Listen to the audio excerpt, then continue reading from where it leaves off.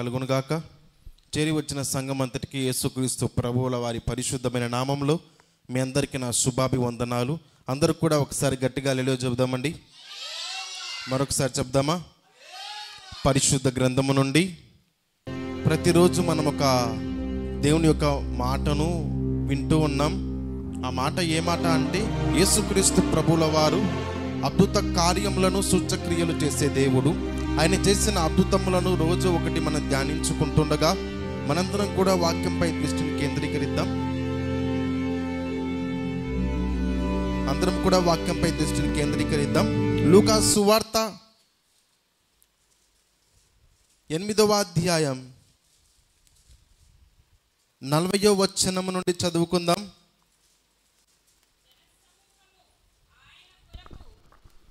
40వ వచనము నుంచి, జనసమూహము ఆయన కొరకు ఎదురు చూచుచుండెను గనుక యేసు తిరిగి వచ్చినప్పుడు వారు ఆయనను చేర్చుకొనిరి.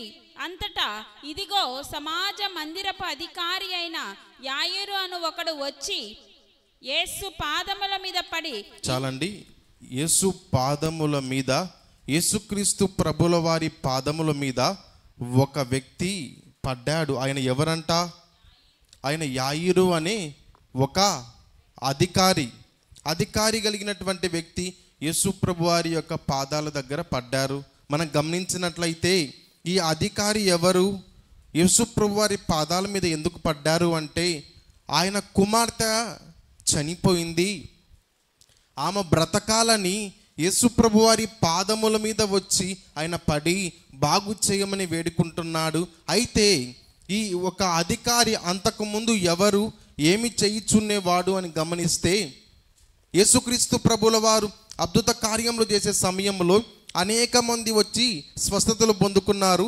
మరికొంతమంది వచ్చి, ఈయన ఎందుకని స్వస్థతలు చేస్తున్నారు, ఈయనకెందుకు ఇంత పేరు రావాలి, ఈయనకెందుకు ఇంత ఘనత రావాలి అని ఆయనను అవమానపరుస్తూ ఆయన చేసిన సూచక్రియలను తగ్గించి చూసేటువంటి వారిలో ఒకరు ఈ అధికారిగా ఈ వ్యక్తి కనబడుతున్నారు. ఈ యాయిరు అధికారి ఇప్పుడైతే యేసు క్రీస్తు ప్రభువుల వారి పాదముల మీద పడ్డారు, ఆ కాలంలో అధికారులందరూ, అధికారమంతా యేసుక్రీస్తు ప్రభువుకి వ్యతిరేకముగా ఉన్నది. వారికి పరిసయ్యులు కానీ, చాలామంది సదుకేయులు కానీ, చాలామంది యేసు ప్రభు వారి మీద ఆయన ఏమి చెప్పినా, ఒక వాక్యం చెప్తే దానికి వ్యతిరేకంగా మాట్లాడేవారు, ఒక వ్యక్తిని స్వస్థపరిస్తే దానికి వ్యతిరేకంగా మాట్లాడేవారు. అలా వ్యతిరేకంగా మాట్లాడేటువంటి గుంపులో ఉన్నటువంటి ఆ అధికారంలో ఉన్న వారందరూ యేసు ప్రభువుని దాదాపు ఒప్పుకునేవారు కాదు. ఆ అధికారులలో ఒక అధికారి యేసు ప్రభువుని దూషించి ఆయన అద్భుత కార్యములను నమ్మక, ఆయనను విశ్వసించక, ఆయన ఎదుట ఏ మంచి ఆలోచన లేనటువంటి వ్యక్తి ఒకానొక సమయంలో మనం గమనిస్తే, సౌలు అనే వ్యక్తి పరిశుద్ధ గ్రంథంలో దేవునికి వ్యతిరేకంగా జీవిస్తూ క్రైస్తవులకు వ్యతిరేకంగా జీవిస్తున్న సమయంలో ఏ విధంగా మారు మనసు చెంది దేవుడు దర్శించడాన్ని బట్టి దేవునికి ఇష్టడుగా మారి భక్తి జీవితాన్ని కలిగి జీవించాడు. అదే విధముగా ఈ వ్యక్తి అంతకు ముందు అధికారంలో ఉన్నాడు. యేసు ప్రభు వారి దగ్గరికి వచ్చినప్పుడు అధికారంలో ఉన్నాడు. అయితే అప్పట్లో ఉన్న అధికారంలో ఉన్న వ్యక్తులు యేసు ప్రభువుని ఎవ్వరు కూడా దాదాపుగా ఆయన మాటను సమ్మతించే వాళ్ళు కాదు. కానీ ఈ అధికారి ఇంటిలో కుమార్తె చనిపోవడాన్ని బట్టి యేసు ప్రభు వారి దగ్గరికి వచ్చి ఆయన పాదాల మీద పడ్డారు. ఒక విషయం మనం గమనించాలి, ఒకరికి, ఒక దేశానికి మాత్రమే కాదు యేసుక్రీస్తు ప్రభుల వారి దేవుడు, సర్వమానవాళికి దేవుడు. దేవునికి మహిమ కలుగునుగాక. ఒక ప్రాంతానికి మాత్రమే కాదు, ఈ ప్రపంచమంతటికి దేవాతి దేవుడు, రాజులకు రాజు, ప్రభువులకు ప్రభువు యేసుక్రీస్తు ప్రభుల వారు. అధికారి, నమ్మని అధికారి తనకు శ్రమ వచ్చినప్పుడు ప్రభువుని గుర్తించాడు. ఒకవేళ అంతకుముందు దూషించేవారు, అంతకుముందు ప్రేమింపని వారు ఏదో ఒకసారి విన్నాడు, ఆయన ఏం చేస్తాడులే అద్భుతములు అని అపహాసించిన వారు, యేసు ప్రభు అద్భుతం గుర్తొచ్చి బ్రతికించాడు కదా లాజరును, స్వస్థపరిచాడు కదా గుడ్డివారిని, నడిపించాడు కదా నడకలేని వారిని, వారికి ఇచ్చిన దేవుడు నాకిస్తాడేమో అని ఆయన ముఖంలో ముఖం చూసి మాట్లాడలేక పాదాల దగ్గర పడిపోయాడు. ఒకవేళ బహుశా ఎన్నన్నాడో ఆయనను పాదాల దగ్గర పడిపోతే ఆయన స్వస్థపరుస్తారనుకున్నారేమో. వచ్చి మాట్లాడచ్చు కదా, ప్రభువా మా కుమార్తెను బాగు చేస్తావా? పాదముల మీద పడ్డాడు అంటే అంతకుముందు అధికారులతో కలిసి ఎన్నన్నారో మనం గమనిస్తే ఆయన పాదముల మీద పడినప్పుడు, చదువుదామండి ఇప్పుడు 40వ వచనం నుండి.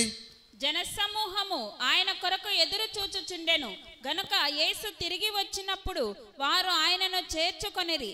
అంతటా ఇదిగో సమాజ మందిరపు అధికారి అయిన యాయీరు అను ఒకడు వచ్చి యేసు పాదముల మీద పడి, ఇంచుమించు 12 ఏండ్ల ఈడుగల తన యొక్కతే కుమార్తె చావ సిద్ధముగా ఉన్నది గనుక తన ఇంటికి రమ్మని ఆయనను బ్రతిమాలుకొనెను. మనం గమనిస్తే ఎవరైనా ప్రపంచంలో వారు ఎంతటి వారైనా, ఎవరైనా ఏమి ఉన్నా లేకున్నా, పేరున్నా లేకున్నా, ఒకవేళ పాపిగా ఉన్నా వారు ఎవరైనా ప్రభు సన్నిధిలో మోకాల్లోని, ప్రభువా నా పాపం క్షమించంటే క్షమిస్తాడు, దేవా నాకు ఇది కావాలి అంటే ఇస్తాడు. ఈ వ్యక్తి బ్రతుమాలుకుంటున్నప్పుడు యేసు ప్రభువా నువ్వు మా ఇంటికి రా అని చెప్పినప్పుడు మనం గమనిస్తే ఆయన శిష్యులలో ఒకడు వచ్చి ఒక మాట అన్నాడు, నువ్వెందుకు ఆయనను శ్రమ పెడుతున్నావు? నీ కుమార్తె అనారోగ్యంతో లేదు, నీ కుమార్తె సజీవులలో లేదు, బ్రతికి లేదు, ఆమె చనిపోయినది. ఇంకా నువ్వు వచ్చి ఆయనను ఎందుకు శ్రమ పడుతున్నావు? అవసరమా? ఇంకా నీకు ఎందుకు ఆయనను కాళ్ళ మీద పడి బ్రతిమాలుకొనుట ఎందుకు? ఇంకో మాట చెప్తే, పిల్లన గోవులు వాయించేవారు చనిపోయిన తర్వాత అలా ఊపేటువంటి వారు వచ్చి ఇంటి చుట్టూ నిలబడుకొని చనిపోయిన తర్వాత ఆ సమాధి కార్యక్రమానికి సిద్ధపరుస్తున్నప్పుడు అధికారి కదా, అధికారి దగ్గర పనిచేయుచున్న వ్యక్తి, అయ్యా నువ్వు అధికారివి, ఆయన పాదాల దగ్గర పడుతున్నావు, ఆయన నీ కుమార్తె చనిపోయింది, ఇంకా అవసరం లేదు వచ్చేయంటే అయినా కూడా ఆ వ్యక్తిలో ఏముంటే బ్రతిమాలుకుంటున్నాడు? ఆ వ్యక్తిలో ఏముంటే ప్రభువుని వేడుకుంటున్నాడు? ఆ వ్యక్తిలో విశ్వాసం ఉంది కాబట్టి ఆశతో ఆయన దగ్గరికి వచ్చి ఆయన బాగు చేస్తాడేమో, ఇంకా ఎవ్వరు చేయడానికి వీలు లేదు, అధికారంలో ఉన్న నాయకుడు వచ్చి చెయ్యలేడు, నా దగ్గర ఉన్న ధనముతో కుమార్తెను బాగు చెయ్యలేరు, వైద్యుల వల్ల కాలేక వైద్యులు కూడా చేతులు ఎత్తేస్తారు ఆ కాలంలో ఉన్నవారు, ఇంకా అద్భుతములు చేసిన దేవుడు చేస్తాడేమో అని ఆయన పాదాల దగ్గర పడినప్పుడు, మా ఇంటికి రండి అని ఆయనను అడుగుతున్నప్పుడు యేసుక్రీస్తు ప్రభువుల వారు ఆయన ఇంటికి వెళ్ళడానికి మొదలు పెట్టారు. దేవునికి మహిమ కలుగునుగాక. ఇంకా అంతా అయిపోయిన పరిస్థితిలో కూడా ఒక అన్యుడుగా దేవునికి వ్యతిరేకముగా ఉన్న ఒక వ్యక్తి తన విశ్వాసాన్ని కోల్పోలేదు, విశ్వాసంతో ఉన్నాడు. ఇంటికి వెళ్ళే సమయంలో యేసుక్రీస్తు ప్రభువుల వాళ్ళు వెళ్తూ ఉండగా శిష్యుడు వచ్చి చెప్పిన ఆగలేదు. ఇంటికి వెళ్ళిన తరువాత జరిగిన సంఘటనను మనం ఒకసారి చూద్దామండి. 49వ వచనం, లూకా సువార్త 8వ అధ్యాయం 49వ వచనం చదువుకుందాం. ఆయన ఇంకను మాట్లాడుచుండగా సమాజ మందిరపు అధికారి ఇంట నుండి ఒకడు వచ్చి నీ కుమార్తె చనిపోయినదని బోధకుని శ్రమ పెట్టవద్దని అతనితో చెప్పెను. యేసు ఆ మాట విని, భయపడవద్దు, నమ్మిక మాత్రం ఉంచుము, ఆమె స్వస్థపరచబడునని అతనితో చెప్పి ఇంటికి వచ్చినప్పుడు పేతురు, యోహాను, యాకోబు అను వారిని, ఆ చిన్నదాని తల్లిదండ్రులు తప్ప మరెవరిని ఆయన లోపలికి రానియలేదు. అందరూ ఆమె నిమిత్తము ఏడ్చుచు రొమ్ము కొట్టుకొనుచుండగా ఆయన వారితో ఏడవవద్దు, ఆమె నిద్రించుచున్నదే గాని చనిపోలేదని చెప్పెను. ఆమె గమనించినట్లయితే యేసుక్రీస్తు ప్రభువుల వారు ఆ ఇంటిలోనికి వెళ్ళినప్పుడు పిల్లన గోవులు వాయించేవారు, ఇంకా ఆమె సమాధి కార్యక్రమాన్ని ఆ చిన్న అమ్మాయి 12 సంవత్సరాలు ఇంచుమించు ఆ యొక్క స్త్రీ యొక్క సమాధి కార్యక్రమానికి సిద్ధము చేసే సమయంలో యేసుక్రీస్తు ప్రభుల వారు ఆ ఇంటిలోనికి వెళ్ళినప్పుడు అన్న ఒక మాట ఏంటంటే, స్థలం ఇవ్వండి. పరిశుద్ధ గ్రంథం నుంచి చూద్దాం. మత్తయి సువార్త 9వ అధ్యాయం. మత్తయి సువార్త 9వ అధ్యాయంలో మనం గమనిస్తే 23వ వచనం నుంచి చదువుకుందాం. అంతలో యేసు ఆ అధికారి ఇంటికి వచ్చి పిల్లన గ్రోవులు వాయించుచు వారిని గొల్లు చేయుచుండ జన సమూహమును చూచి స్థలమియ్యుడి ఏమన్నాడు? ఇంటిలోనికి వెళ్ళగానే యేసు ప్రభువారు చెప్పిన మాట స్థలమివ్వుడి. ఆ దినమున ఆ ఇంటిలో స్థలం ఇవ్వడాన్ని బట్టి యేసుక్రీస్తు ప్రభుల వారు ప్రవేశించి ఒక అద్భుతాన్ని చేశాడు. ఈ దినమున మన హృదయంలో మనం దేవునికి చోటిస్తే ఆయన మన జీవితంలో అద్భుత కార్యం చేస్తాడు. దేవునికి మహిమ కలుగును గాక. స్థలం ఇవ్వుడి అని చెప్పుతూ వారికి ఒక మాట అన్నాడు, ఈ చిన్నది నిద్రించుచున్నది గాని చనిపోలేదని వారితో చెప్పగా వారు ఆయనను అపహసించిరి. స్థలం ఇవ్వండి అని చెప్పినప్పుడు వారు ఇస్తున్నారు కానీ అపహాసం చేస్తారు. ఈయనేమో చనిపోయినా ఆమెను బ్రతికిస్తారంట, ఏదో చేస్తారంట. పిల్లన గోవులు వాయించేవారు కూడా వచ్చారు, ఇక సిద్ధమైంది అంతా.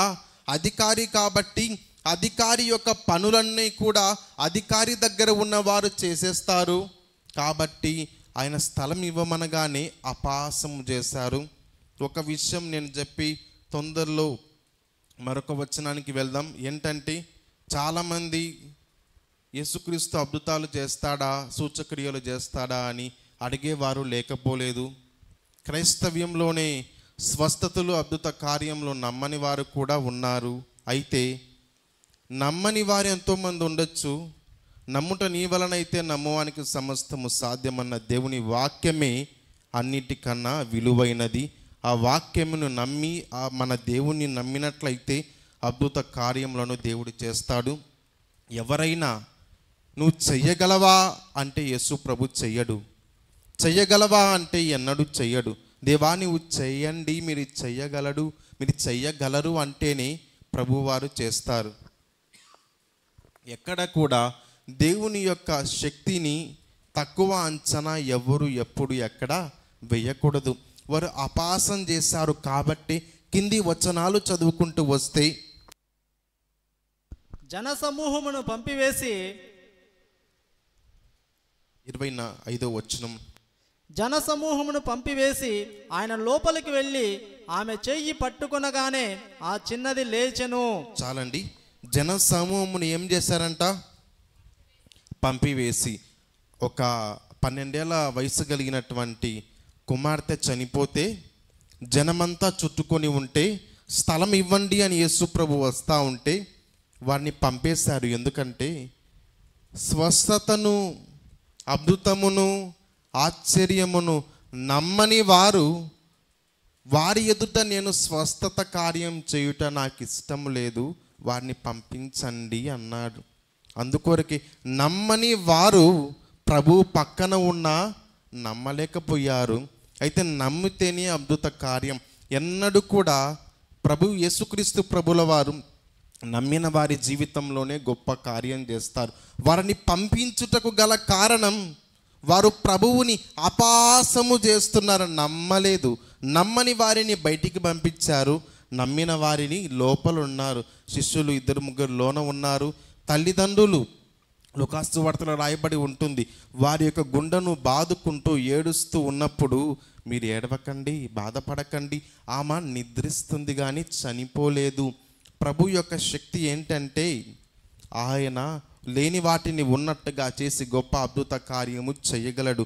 ఆమె చెయ్యిని ముట్టగానే ఆమె లేచి చక్కగా సజీవరాలుగా మార్చబడినది. 26వ వచనంలో ఆమె చెయ్యి పట్టుకొనగానే ఆ చిన్నది లేచెను. గమనించినట్లయితే ఈ యొక్క అధికారి ఇంటిలోనికి ప్రభు వచ్చినప్పుడు స్థలం ఇచ్చారు. అయితే అపహాసము చేసిన వారిని బయటికి పంపించి విశ్వాసంతో ఉన్న యాయీరు అధికారి తన యొక్క నమ్మిన వారిని దగ్గర పెట్టుకొని యేసు ప్రభువారు ఆమె చెయ్యిని ముట్టగా స్వస్థత కలిగినట్టు ఈ దినమున మన హృదయంలో ఆయనకు స్థానం ఇచ్చినప్పుడు, ఆయన అద్భుతములు చేస్తారని నమ్మినప్పుడు, ఆ రోజుల్లో అప్పుడు అద్భుతం చేసిన దేవుడు ఇప్పుడు కూడా అద్భుత కార్యం చేస్తాడు. నమ్మినవారు ఆమేనని చెప్దాం. ఇప్పుడు కూడా సూచక్రియలు చేస్తాడు. ఆ దేవుడే నిన్న నేడు నిరంతరం ఏకరీతిగా ఉన్నవాడు.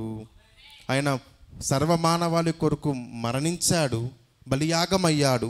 3వ రోజున తిరిగి లేచి నేను మీతో ఉన్నానని చెప్పి సంఘాన్ని, స్వరక్తమిచ్చే సంఘాన్ని కొని ఆయన యందు విశ్వాసం ఉంచిన వారి జీవితంలో అద్భుత కార్యము చేస్తాడు. ఈ వాక్యంని మన ఆత్మీయ మేలుకై దేవుడు దీవించి ఆశీర్వదించునుగాక. ఆమేన్. అందరూ కూడా లేచి నిలబడదాం.